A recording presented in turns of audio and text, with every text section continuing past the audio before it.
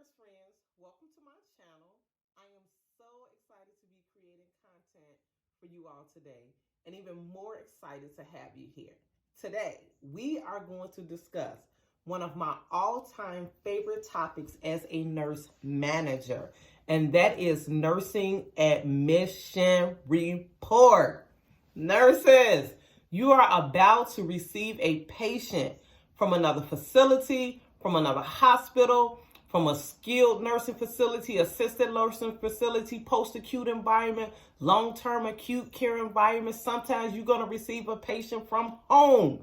You will be getting that report in most cases from a nurse, another nurse. So I want to discuss the key things that you need to know about the patient you are about to receive. I also want to discuss the first two things that I want you to do when you are about to receive that nursing report. Whether you receive a phone call from another nurse to give you the report, or whether you make the phone call to get the report. The first two things that I want you to do, nurse, is number one, I want you to establish control of that conversation. What do I mean when I say establish control of that conversation? I mean that I want you to make sure that you get the information that you need for the type of facility that patient will be transferring to. In most cases, we all know that nurses are very busy, each and every one of us. A lot of times, the nurse that will be giving you a report is busy, and sometimes even more busy than we are in that moment. So what they will do, whether it's habit or lack of training, is they will attempt to push information off from the top of their head about the patient that they're giving you a report on. What you need to do is immediately establish control because of the environment that patient is transferring to. There may be different information that you need about the patient. We're going to walk through some things that you would need for a patient regardless to the type of environment that he's transferring to. Okay? So one, we want you to establish control. And I'm going to show you today how to establish that control. Two, we want to know what time are we expecting that patient to arrive to us. We are busy nurses. We have other things to do. We have other patients that we are managing. Okay? So we need to know where to get it in and fit it in, because we want to be prepared as possible for when that admission arrives. And we'll get to that in another video. Right now, today, we're going to stick to the nursing admission report. One, we're going to establish control.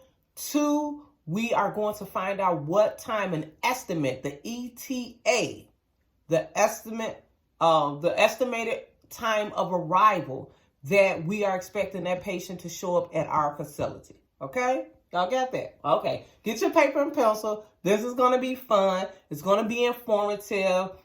And it's going to be really, really great for new nurses. Okay. Okay, nurse friends.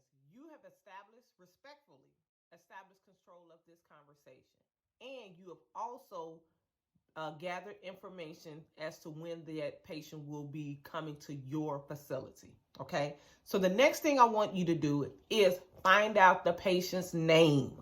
A lot of times we go straight into writing down the information, and in most cases where that happens is when the nurse is pushing information at you. Okay, we'll write down the patient's information but not have their name. And a lot of times we are receiving multiple admissions to a given unit. You may even take more than one admission for a patient, whether you're admitting the patient or not. Your nurse friend could be tied up. She could be on lunch break. She could be with the patient. So now you have two nursing reports, okay? You want to know the name of that patient. Not only do you want to know the name of that patient, but you want to know the correct spelling of that patient's name. A lot of people have very common names: Johnson, David, Smith.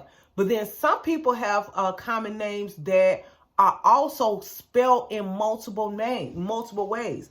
For instance, Shepherd. Shepherd is a very common name However, it is also spelled various ways. Shepeard, Shephrd, Shepeard, Shepard.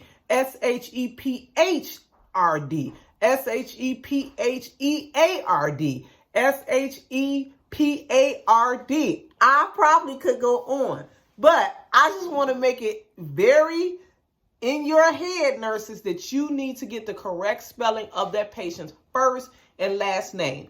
Another reason that you want to make sure that you're getting the correct spelling of that patient's first and last name is in most cases in 2020, we are working with an EMR system and an electronic medical record, okay? That patient should have pre-admission information in the computer system so that once you're admitting them and you type their name into the EMR, it should populate. However, if you're typing that name wrong, nurse, you're going to slow yourself down for today, okay? So it's very important to get the patient's accurate, correct spelling of their name. You want to know what hospital that patient is transferring, and you want this information for a lot of different reasons. We will discuss that in a later video. Not only do you want to know the hospital that they're transferring, you want to know the nurse that you're talking to. What is your name? What is your nurse friend's name that's on the other line? You want to know her name, and you want to know a number that you can reach her back at. You need a number, again, for various different reasons. You may forget something. You may get interrupted. They may call a code. Somebody may have a fall in front of you. She may need to dash. The patient could get there. In a lot of cases, the ambulance forgot the admission packet that they should have brought over to you. Many times through my nursing career, especially as a nurse manager, I've had nurses to contact me to let me know that they did not receive the admission meds. They didn't receive the admission packet. Again, that's going to slow you down. So in most cases, you can get that nurse, you can get her on the phone, and she can fax that med list to you so you can get started with that admission. You want to know the patient's diagnosis. Knowing the patient's diagnosis is going to be very key and essential to you admitting the patient. It's going to give you a lot of information about this patient. You need to know that this patient is a right hip. The patient was admitted to the facility he's coming from for AFib. He had cardioversion. You need to know the patient's diagnosis, okay? In a lot of states right now, especially the last few years, psychotropics has been one of the major things that we need to gather information about. So you need to ask that nurse that you're receiving a report from, is that patient on any psychotropics, okay? Because that's going to tell you some information, valuable information about your patient as well. Are they receiving psychotropics? And what is the diagnosis for that? You need a diagnosis for psychotropic medication. Patients just cannot be on psychotropic medications without an appropriate diagnosis. Not only that, but you want to know as a nurse, has that patient exhibited any specific behaviors for that diagnosis and that medication? Is the patient yelling? Is the patient screaming? Is the patient biting? Are they depressed? You need to know. Are they restless? Are they having insomnia? Have they tried, just relaxation techniques? Have they tried melatonin? Different things like that. You want to know. We're going to get to all of this in later videos, but I want to make sure you know those things. The next very, very, very important thing that I'm going to talk about, which is probably even more important than the things that we've already talked about thus far, is the last time that patient received pain medication. Okay, it's going to be very important. You need to establish and know the last time, especially if this patient was admitted for any type of acute illness that they are having pain from. So you need to know when they got pain meds last, okay? The type of med it was it Norco? Was it just Tylenol? Was it Tramadol? And the time it was given, okay? You got that, nurse friends? Okay. We're going to move right along. The next thing I want you to find out is if your patient has any allergies. You need to know that. Okay. Do they have any allergies? In a lot of cases, they can, but not in many. They can tell you what type of allergic response the patient has. The greater thing is to find out if the patient has the allergy. If they can share that information, bonus. If not, you can, in most cases, gather that information from the patient or a family member. The next thing you want to know is what is this patient's cold status? Are they full cold or are they DNR? A lot of times we receive patients, they're very unstable, and we do not want to perform CPR on a patient that is not their desire. Again, that is something else that we will get to in another video, okay? Now we're going to go to the diet. What type of diet this patient is on is very key, is very essential. We do not want to be giving a mix-off patient a regular diet.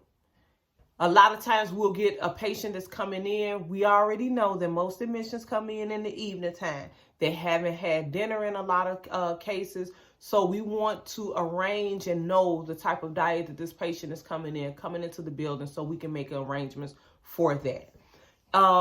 If they can offer pneumovac and influenza information, is going to be helpful as well, especially right now. This is October. We know that we typically as nurses give, sometimes they're moving toward, the last couple of years, they've been moving toward having flu immunizations available in September. But we know definitely October 1st to May 31st, we are giving flu vax for our patients. So we want to know if the patient already has had that or when the last time they got it, okay? Next, we're moving to the vital signs. Your temperature, your pulse, your respiration, your BP, your O2 saturations. And we know pain also, which we've already addressed, is also a key essential vital sign. So we want to know the vital signs, the most recent vital signs that patient has taken, because that's going to tell us a lot about a patient. If you're getting a patient and they telling you that the BP is 186/102, hold up, nurse friend. I need to know what's up with that, okay? Vital signs are key, nurses. We're going to definitely talk about vital signs in a later video, but it's very important because you could get a patient, BP is too high, BP is too low, and we need to start questioning the admission and the stability of that patient, hands down, right then and there, doing the nursing report, okay? We want to know if the patient is on oxygen, okay, nurse friend, and how are they receiving that oxygen? Is it nasal cannula? Are they wearing a mask? We need to know if the patient is on oxygen. Are they receiving any nebulizer treatments? Okay, we need to know that as well. Accu-checks. Are they receiving accu-checks? When? How often? What's the frequency of them getting this accu-check? Is the patient on isolation? Okay, nurse friend, you know what we in the middle of right now. We need to know if this patient is on isolation. A lot of times, and we definitely, again, will get to this in later videos as nurse managers.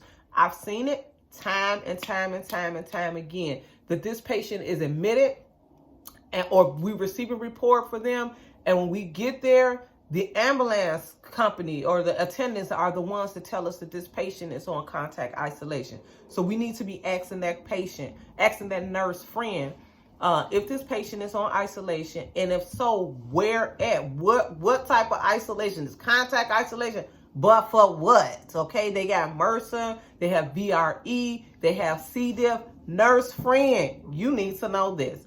And in a lot of cases, you can ask, when was the culture and sensitivity done? Okay, some nurses may think you stretching it to do that, but if you can get it out of them, please try to do that. Now, moving right along, we need to know if this patient is on antibiotics, okay? What type of antibiotics are they on? Are these antibiotics oral or are they IV? We need to know that. Not only do we need to know what antibiotic they're on, we need to know why they're taking this specific antibiotic. And even more importantly, nurse, stop getting off the phone without finding out when it's the stop date for this antibiotic. Just stop it. We need to know this. because a lot of times nurses are admitting patients with no stop date for antibiotics. We cannot do that, okay? We will discuss antibiotic therapy in a later video. Another thing I want you all to make sure that you're finding out about your patients. Are your patients, do they have staples and stitches? Because a lot of times as nurses, especially from hospitals and post-acute facilities where they're coming from coming to our facility for short-term acute stays for post-acute rehabilitations, they could have staples or stitches from a hip, a knee, or just whatever type of surgery. We need to know if they have that, the location of it, and when is the removal date. You want to know if your patient has a Foley. Okay, you need to know if they have a Foley. Okay, and if you can get all of the information you can gather for what is the reason for the Foley. We know in a lot of cases, patients will have Foleys that are for convenience. I'm just saying, I'm not trying to throw shade at nobody, but we know that in a lot of environments that we work at, that is not acceptable. There are acceptable reasons for a patient to have a Foley. And we'll talk about that in later videos, okay? So we need to know if they have a Foley, what's the reason they have a Foley, when was the Foley inserted, okay? We also need to know about IV access. Do they have a PIV? Do they have a PICC line? You know, when was that inserted, okay? If they're coming to you on oral medications and they're telling you that they got a PICC or a PIV, then we need to get to questioning that. That's when our big wheels need to get to rolling in when we're getting nursing report. If they have central lines or just whatever, then get as much information that you can. The type, the gauge, the length, the flush. You know, let's talk about it, nurses. Now, one of the things that I want you to get in the habit of finding out about your patients is the patient on Coumadin, warfarin? Are they on Coumadin, an anticoagulant, okay? You need to find that out. You need to know if you find out that the patient is on Coumadin, then we need to know the last INR, the PT-INR results, okay? What day was it done? What was the results? What's the diagnosis again for the Coumadin? Nurse friends, we cannot be getting especially very important medications like warfarin. We cannot be finding out that the patient is on those type of drugs, okay, without knowing the diagnosis for them. Okay, nurse friend. Now, we're wrapping it up. We're wrapping it up. You want to know the last time your patient had a bowel movement. Definitely find that out. And you need to know the condition of your patient's skin. Okay? We're definitely going to be creating a video about skin on admission. So you want to find out from that nurse that you're getting a report from the condition of the patient's skin. You need to know that patient's activity and weight-bearing status. Are they weight-bearing as tolerated? Do they up within normal limits? No restrictions. We need to know that. Do they need one person assist? Do they need two person assist? Have you been, using a Hoyer lift for that patient to move that patient? You need to know that. Find out if the patient has been using a walker, a cane, okay? Then you need to find out if the patient is on dialysis. Now, at the very end of you gaining that control of their report, and I am going to create a video of a nurse-to-nurse conversation, a call where you all will be able to hear me talk to a nurse receiving, a simulated report, and to show you how I gain control of that conversation. Now, at the very end of the report, nurse friend, you want to ask your nurse friend that's on the phone, is there any other information that you care to share about the patient? Okay, so now you've gathered all of the information that you need. And so now that nurse friend can drop those little nuggets to you that she's been working with that patient with for the last couple of days. That's what she gets a chance to tell you, that the patient is rude, the patient is very friendly, the patient is incontinent, the patient is no family involvement. The patient has family that's very involved, overly involved. The daughter just out of control. We're going to get to all of this in later videos. But for now, this is a start. I hope this has been very helpful for you. Drop your questions down below. Any video suggestions, especially with the things that we walked through today that you want me to go into even further detail, I'll be happy to do it. All right, until next time, nurse friend. Bye.